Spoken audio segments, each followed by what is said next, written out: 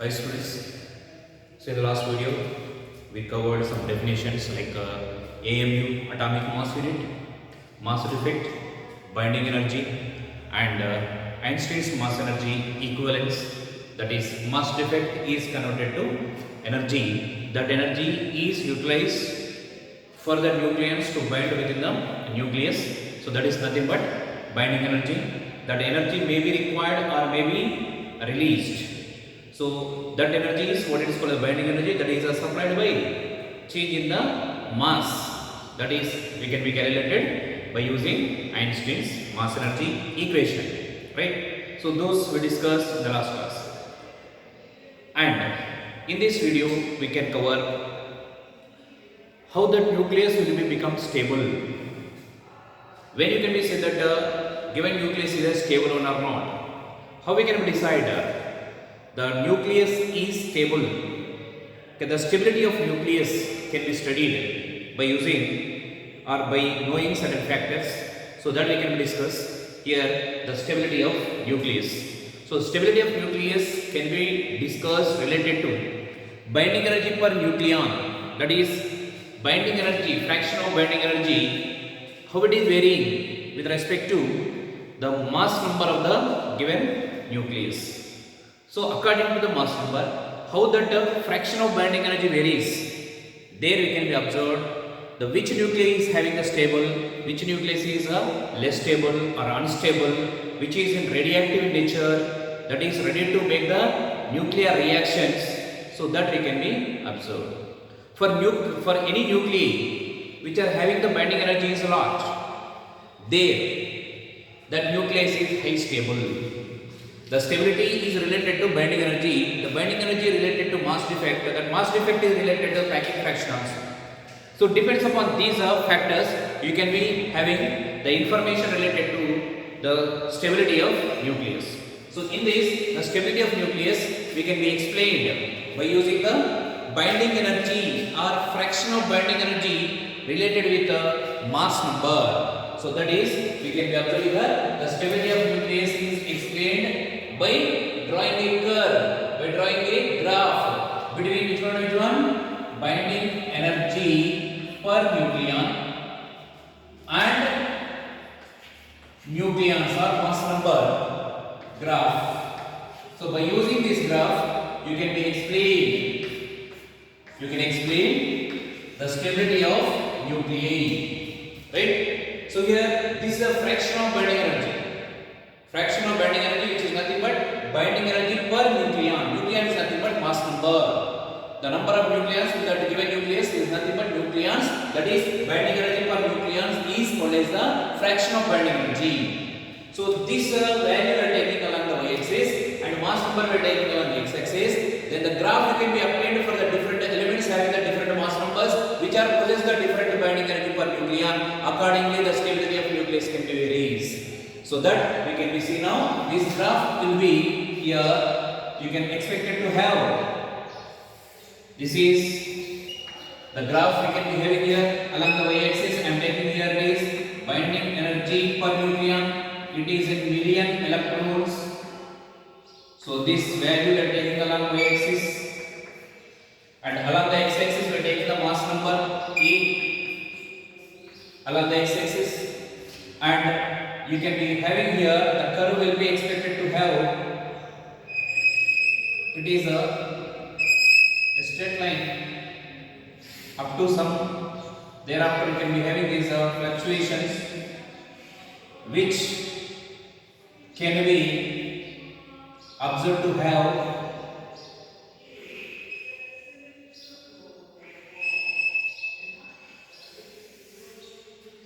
so like this the curve can be obtained when you draw the graph for different mass numbers. So here you can be observed to be have here. So this is the y-axis we taken, and the maximum value of binding energy you can be get it is about 8.7 million electrons, and here you can be get there is a one more, that is 7.6 million electrons. And here this is the mass number where you can be expected to get this one is 56. and this is the mass number where you can be get is a 40 mass number. So this is for iron 26, 56, and here you can be observed this is the calcium, it is 20, 40, and here the minimum value of binding energy per nucleon you can be obtained in this graph as some peaks are there up and down, right? So the minimum value is here is this is for proton, it is just about 1.1 electron volt, very low binding energy per nucleon, where you can be having this mass number is 1 only, right? And here these upper peaks will be having the more binding energy, let it be this for helium He24, and this is for beryllium, and this is carbon, oxygen, like you can be having here, let it be this carbon 612, oxygen O816, and neon it is a 1020, and below these are having here odd values of atomic number, and that is number of protons and number of neutrons you can be observed to be having here lithium 36, boron 57, 510, and nitrogen 714, and here you can be having this one is fluorine 9, you can be having it is 18. So like this you can be having is elements or the nuclei which are having the binding energies will be like this may be expected to have. And the next one here there is 7.6 you can be having, there is a mass number you can be having, this is about 238,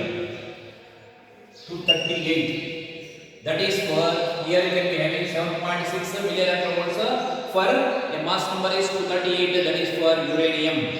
Now in this graph what you can be expected to observe the important points from this graph, how you can be explain the stability of nucleus. So the stability of nucleus here we can be explained from this graph as, here you can see these upper points are having a more binding energy per nucleon. That means the nuclei which are having protons and neutrons, they are even numbers, they are more stable. The nuclei which are having that is smaller nuclei I am saying, I am not saying the heavier nuclei. The smaller nuclei which are having the number of protons and number of neutrons are even number. The nucleons are even, protons and neutrons are even number, that nuclei are stable. And the nuclei which are having the number of protons and number of neutrons are odd, they are unstable, less stable. That is lithium, boron, nitrogen, fluorine, they are having the stability is low.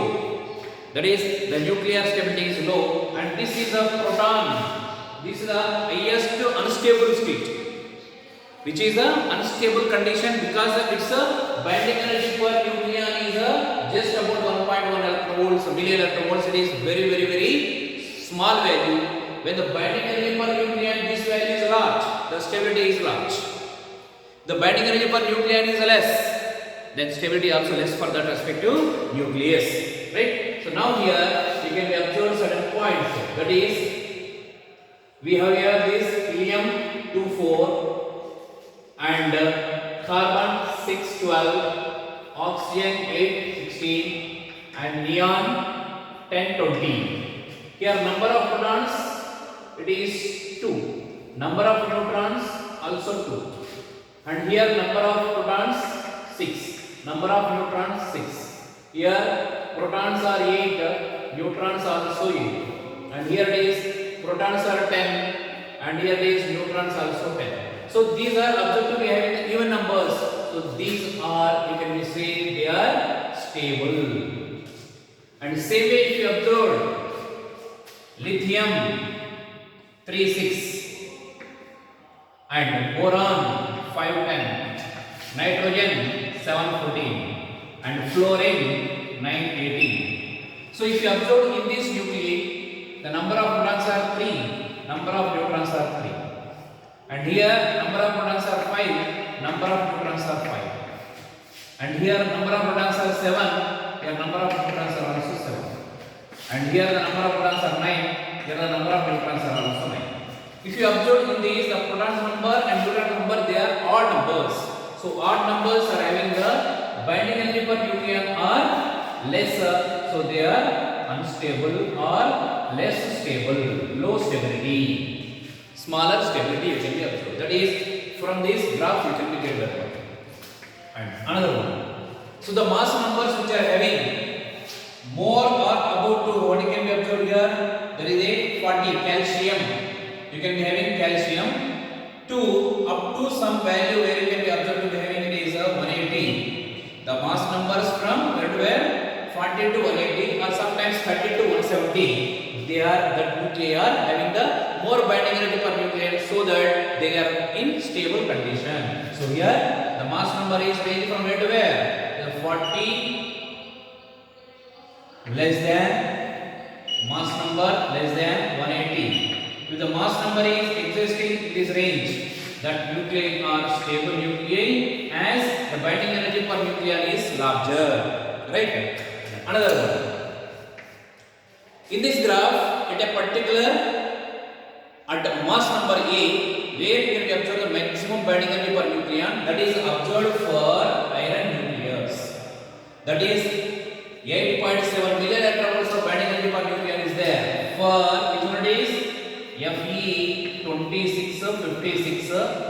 It is a binding energy per nucleon is maximum, that is 8.7 million electron volts, which is the highest stability. So iron nucleus is the highest stable in nature. So for iron, this is the maximum value, so it is the highest stable. Highest stable it can be observed. Right? And the least stable one, what you can capture here is this. And also you can be having the some other elements which are this graph is a downward. The binding energy per nucleon goes on decreases when you go away from or increasing the mass number. So when these mass numbers are greater than this 180, mass numbers are less than this 40, they are less stable or unstable. We can consider them as a radioactive in nature. They are ready to make the nuclear reactions because of their instability. Because of their unstable condition in the nature, they are ready to make the nuclear reactions as they are having less binding energy per nucleon. So because of that only you can be observed to get these nuclear reactions to get the stability for that respective nuclei. They undergo nuclear reactions. Right? So now here you can also further observe the nuclei which are beyond the atomic number or the mass number is 180, or especially you can be observed the lead, that is the Pb. The Pb is a mass number is 208 or 206 sometimes, but its isotopes are there, but 208. So after the 208, if the mass number is greater, that is you can be observed here lead Pb, it is 82, 206 or 208. Sometimes you will write isotopes are there. So here lead mass number is this much. So if the A value is greater than 208, after the lead whatever the nuclei you can be having, they are all are unstable state which are undergo nuclear reactions, and we can call the nuclear called as the radioactive nuclei. Radioactive nuclei. So the nuclei which are unstable condition, they undergo reactions to get the stability, and that process is nothing but nuclear reactions. Right? In the same way, here this larger nuclei which is unstable is made nuclear reaction getting the smaller nuclei which are stable. To get the stability, these are unstable larger nuclei, what it will be doing? Splitting will be taking place and getting the smaller nuclei, two or more smaller nuclei which are stable under certain conditions. The conditions are nothing but unstable state for this larger nuclei, and which will make the splitting to form the two or more stable nuclei along with the energy.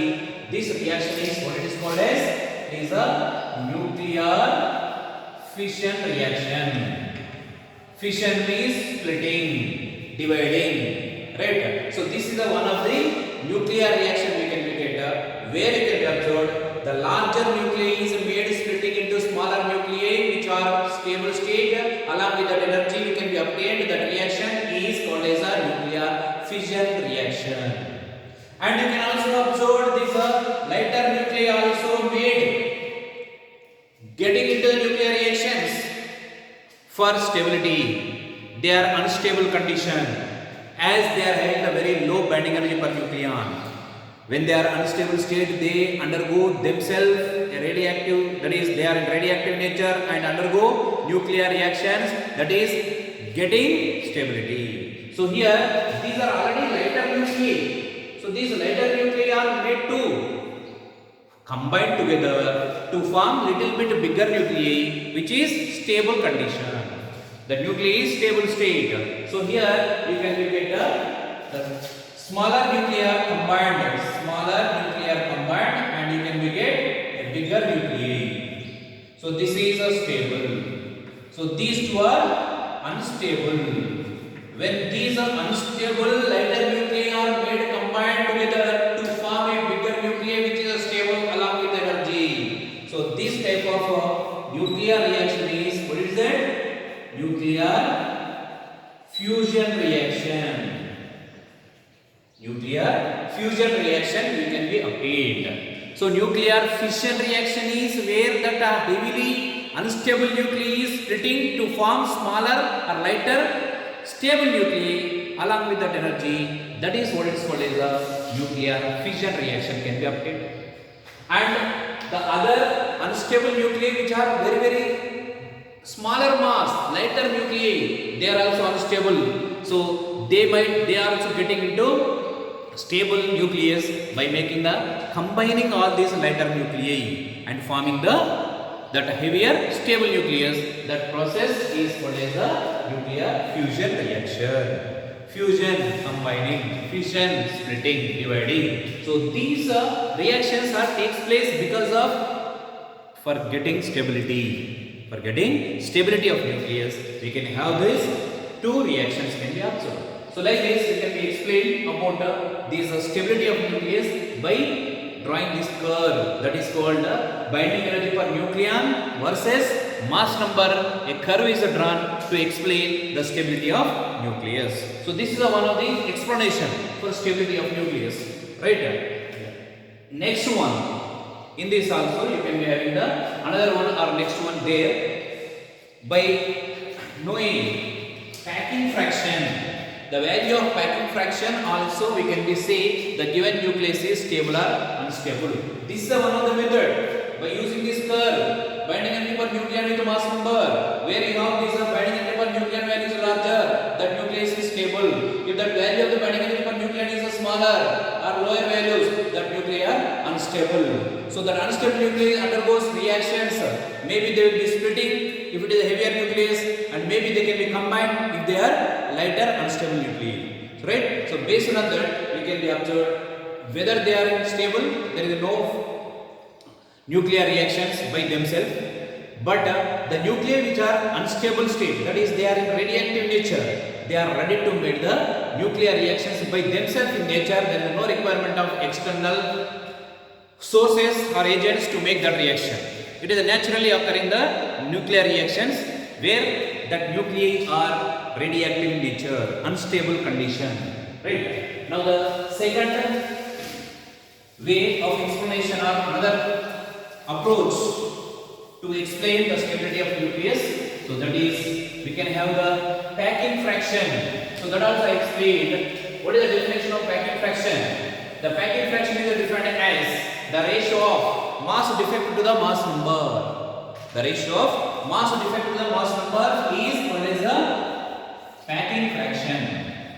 So here you have packing fraction. So these are PF.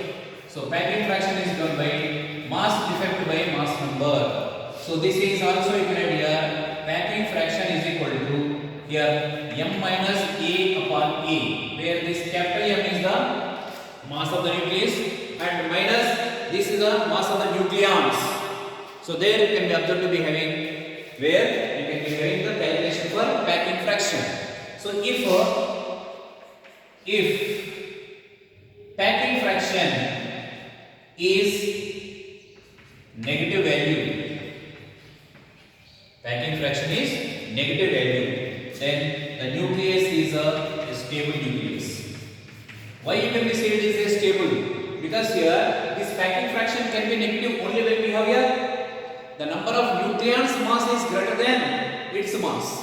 As a whole nucleus mass is smaller compared to the individual nucleon's mass. Means some of the nucleus mass is converting into binding energy. So when the binding energy you can get by conversion of mass into energy. So mass is decreases. So there can be observed here this m is less than a. So automatically the packing fraction will become negative. So whenever we have the packing fraction is negative, that nucleus will be stable. If suppose this m and a both are equal, the mass of the nucleus and nucleon's mass are equal, there is no mass is converting into binding energy.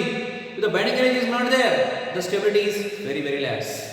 They are unstable or low stability, right? So if a packing fraction is negative, whenever it is given packing fraction is negative, then the nucleus is a stable nucleus, right? And second one, if packing fraction is 0 or positive, in both the cases packing fraction, this is observed where you can be getting here is a is greater than m, right? And here packing fraction may be equal to 0, that is observed a and m are equal. That means there is no mass is converting into energy. So binding energy 0, with the binding energy 0, the packing fraction also 0. With the packing fraction is 0, the nucleus is unstable. Or you can be observed to be having, if packing fraction is positive value means here can be observed m greater than a. So this condition is never possible also. But if it are given this one, so these two conditions you can be observed to be having, the nucleus is unstable.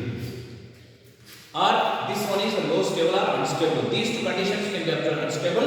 This will be gives you stable. So if the value of packing fraction is provided, maybe it is a negative or 0 or positive, according to the value of the packing fraction for any given nucleus, you can be explained that given nucleus is stable or unstable, right? So this is what you can be observed to be having the second one.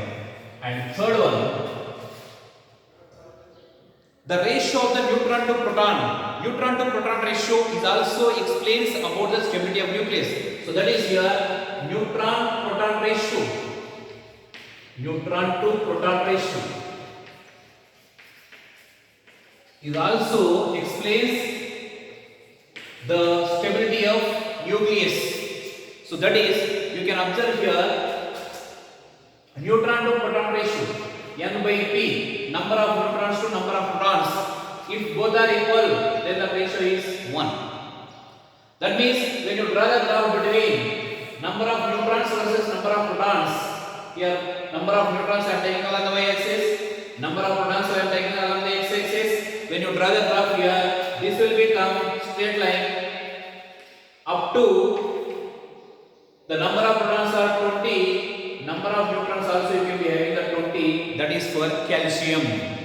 For calcium you can be observed protons and neutrons number is equal. From 1 to 20 you will be having p and n are equal. Then the ratio is 1 and you will get a straight line, which is makes a 45 degrees exactly symmetrically you can begin. But after 20, that is after calcium, if you observe the number of neutrons are more compared to the number of protons. When it is increasing the proton number, that is atomic number is increasing. After 20, atomic number after 20 or that Z value is greater than 20. If you observe in all those elements, they are having excess number of neutrons compared to the protons. You can observe any nucleus which is having number of protons are 20, after 20, that is atomic number is greater than 20, where in all the nuclei having number of neutrons are greater than number of protons. There, why it is increasing? Why the neutrons number is greater compared to the proton number? To make that nucleus to be stable. To get the nucleus to be stable, the attraction force should be increases. As when you are increasing the number of protons, the repulsion force between that Coulomb's repulsion force is increases when you are increasing the proton number. When the atomic number increases means positive charges are increases. When the positive charges increases, the repulsion force between that protons will be increases. To make that compensation of that Coulomb's repulsion force, we require the attraction force is required. So for that, the neutrons number number will be increases. If you observe the atomic number 20, after that every nuclei having the more number of neutrons than protons you can be observed to make that nucleus to be getting into the stable condition. Right. So here after the 20 you can be observed to be get this is a stable and up to 20. After this curve will be just like a deviated towards number of neutrons. So when you increase the number of protons 2, but number of neutrons are increased more than 2. So this curve will be shifted in this direction. But actually it's a straight line. You can be expected to get initially up to some number of protons, that is 20, and number of neutrons also 20. Then the graph will be, you can be getting a straight line. So to get the stability, if this ratio is equal to 1 or greater than 1, then that nuclei are stable. The nuclei in which the ratio of neutron to proton is greater than or equal to 1, then the nuclei all are stable. Means it is not compulsory, but general observation I am telling. So here this ratio for neutron to proton is always greater than 1. You can be expected to get after this proton number 20 or atomic number 20. After the 20 you can be observed this ratio is always greater than 1 only, you can be expected to get. Even though you can be having the heavier nucleus also, uranium also, number of protons are only 92, but number of neutrons are about 146 or 130 or 140, depends upon their isotopes. So here 140 and 92, protons are 92 in uranium, atomic number of uranium is 92. And in that 235 minus 92 if you made, so you will get the number of neutrons, they are nearby 140. So that 140 neutrons are there, 92 protons are there, so neutron by proton ratio greater than 1 or not? Automatically it will be greater than 1. But that is a unstable. It is a radioactive nucleus, but the ratio is greater than 1. Right? So it is general observation. Whenever you can be having this possibility is there, that nucleus is, you can be expected to having, what is that? Stable. And where you can be having is a number. I said the mass number is A should be less than 180. The mass number should be less than 180. There you can be having this ratio to be valid. But if you go beyond this mass number is 180, there that nuclei are getting unstable even though it is satisfying this condition. N by P will be greater than 1 only, you can be get to the ratio, neutron to proton ratio. But where you can be observed, this mass number to be considered, this is explained in the first graph or first explanation for stability of nucleus. Right? So this is also another observation you can be having. And one more. So the fourth one, that is a nucleus to be stable by observing in that nuclei, if at all or if it is number of neutrons and number of protons are existing with certain numbers, then we can be say that nucleus is a stable one, and that particular number of protons or number of neutrons which are existing in that nucleus, by seeing or by knowing that values of protons and neutrons, if you have that idea, if you know that values, by seeing that values, the nucleus is stable or unstable, that we can also decide that numbers are called as the magic numbers. You might be observing your chemistry part also, if a given element is based on its electronic configuration, it is a stable or unstable, that is completely filled or half filled or partially filled, so it is an octet rule. So it is completely filled, that is stable, right? Like that here also in nucleus stability, nuclear stability, we can also having the number of protons or number of neutrons if they are existing certain numbers. That numbers are present, maybe neutrons or maybe protons number. So if you are having that numbers are there, automatically you can say that nucleus is stable. That numbers are nothing but magic numbers. So we have here certain magic numbers. So if this, what is the magic number? So the number of protons or neutrons which are existing in the nucleus, we can say that the nucleus is a stable nucleus. What are these magic numbers? We can have here 2, 8, 20, 50, 82, 126. So these are the numbers with which the protons or neutrons are existing in the nucleus. Then we can say that automatically the nucleus is said to be stable one. Right? The nucleus is said to be stable one. Once we are having that number of neutrons in that nuclei or number of neutrons, protons, any number is existing say the nucleus is stable one. Right? Helium He24. He24. So protons number is 2. 2 is there. And you can observe this iron. You see this iron. What is that? It is 26, 56.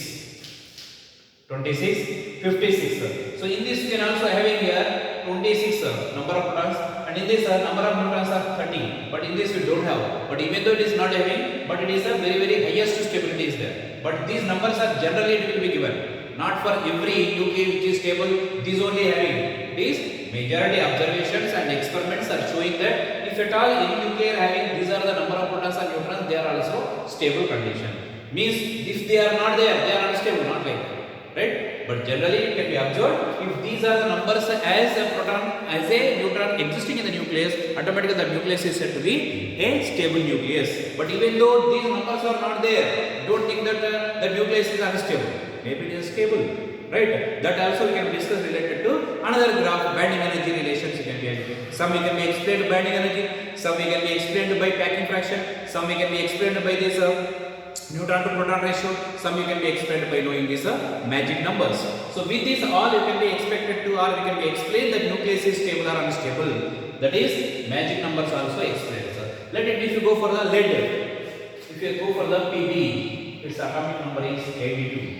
It is 208. So your atomic number is 82. Here 82 is there. So this is a stable.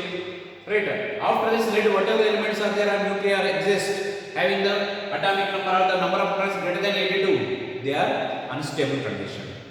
And mass numbers already said after this 180, they are unstable condition. Right. So in order to explain the stability, we have the 4 different ways. One is binding energy per nucleon with mass number graph. Second one is packing fraction. Third one is neutron to proton ratio. Fourth one is magic numbers. So with the help of these 4 ways, we can be explain the stability of nucleus. Right? Now, already we seen in the first explanation, that is binding energy curve. There you can be get that lighter nuclei are unstable, heavier nuclei are unstable. To make the nucleus to be getting stable, they are making the nuclear reactions. Maybe splitting heavier nucleus, maybe adding lighter nuclei. They can be get a stability, and that reactions are nothing but nuclear reactions. One is fusion, another one is fission. Right? So we discuss separately afterwards regarding that nuclear reactions. But as of now, we are having this stability of nucleus. Right?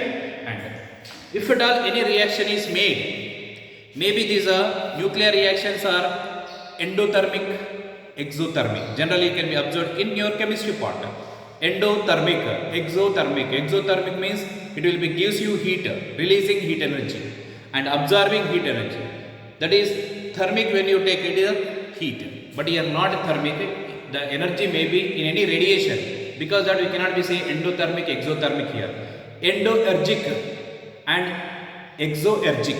The reactions may be absorbs energy or releases energy. Based on that, we can be having these nuclear reactions may be exoergic or endoergic. So the types of reactions you can be observed related to the energy requirement or maybe energy release during the nuclear reactions. There we can discuss the types of reactions based on that energy absorption or energy may be released. Accordingly, we can be having the 2 types of reactions are there. That is here nuclear reactions. Nuclear reactions, in this you can be observed exoergic reaction, where the energy is released. The nuclear reaction in which energy is released, there it can be called as the exoergic reaction. Right? And one more is there where you can be having that second one, endoergic, where that energy is absorbed to make the reaction. So endoergic reaction. So in this case, it is required the energy from external from externally it will be absorbed, by that only it will make the reaction, right? So in this exoergic reaction, what are the observations we can see? So that is here. So exoergic reaction means here energy released. You have to remember energy released, and in this case energy absorbed. Energy absorbed. Right. Now you can see here later the reaction I am taking A plus B. These are the reactants which will give you C plus D along with energy. It is releasing, you are taking plus. If it is absorbing, you have to take this minus. Now here you can see these are nothing but here reactants. These are you can be having products. That means here you can be absorbed easily. We are getting some amount of energy here means the mass of, that means how you can get this, some of the mass of the reactants are converting into energy, so that you are getting this, which represents that mass of the reactants is greater than mass of the products. So in exoergic reactions you can be observed that mass of the reactants are greater than mass of products, and the difference between these two masses, it gives you mass defect. That mass defect, if you know, then you can use that Einstein's mass energy equation. That energy can be calculated. E is equal to delta mc square in joule. Or maybe you want to calculate million electrovolts. You convert that mass defect in terms of AMUs and multiply with 931.5. That will become into million electrovolts. So now I am writing here first point. You can write here mass of, or I can write here MR, reactants. Mass of reactants is greater than mass of products. And second point I can write here is mass defect delta M is equal to the difference between these two. That means here mass of A plus mass of B minus mass of C plus mass of D. So this will give you, or simply when we say the difference between the masses of reactants and products will give you the mass defect. Correct? Now you can get this one. Some of the mass is converted and we are getting this mass defect, right? Because of this mass defect only we are getting their energy is released. So now I can put, or I can write here energy Q is equal to, what you write here is delta M into C square. This will be getting in joules. Or same delta M we can write here Q is equal to, so you can be having here Q is equal to, what you can write it is, this value is, you want to write in atomic mass units are there, then you can put this one is delta M into 931.5, it is million electrovolts. So if the delta M of this mass defect it is in AMUs, use this equation. And if the delta M is in kgs, use this equation, you will be getting joule. So in both the calculations you are having, what you can be getting? You are getting energy, how much it is released. So here you can be observed to be having here, some of the mass is converting into energy. Means here the binding energy of products and reactants, you can be observed to be having here, the binding energy of products is greater than binding energy of reactants, because these are stable, because some of the energy is converted into binding energy. That binding energy makes the nucleons to be bind, so that the stability increases. So here the binding energy of products will be greater than binding energy of reactants. So I am writing here fourth point here, binding energy of products is greater than binding energy of reactants.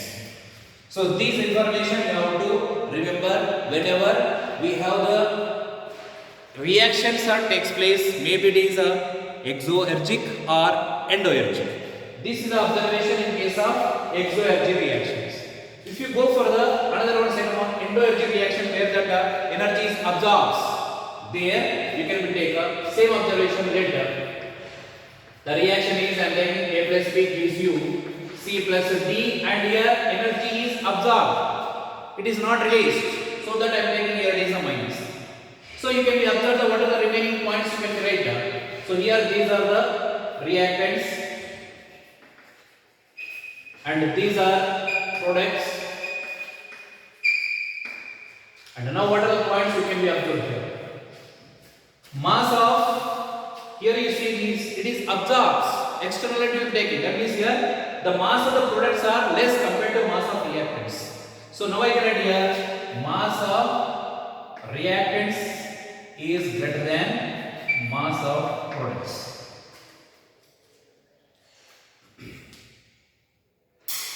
Here the reactant mass is you can be observed to be having it is converted and getting the products. So here you can be, okay, just make it, this is the products, this is the reactants, because here this mass is converting into energy, so this mass will be greater. So mass of which one is, mass of these products will be greater than mass of reactants, and here mass of reactants is greater than mass of products, right? So this will be, this products mass is lesser compared to the reactant mass.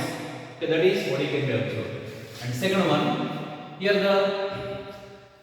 again you can write binding energy. So binding energy is nothing but again difference between these two. That is the delta M is equal to here mass of reactants minus mass of products into that is binding energy, you can make it. And energy you want to calculate, Q is equal to this delta M into C square. This is joules.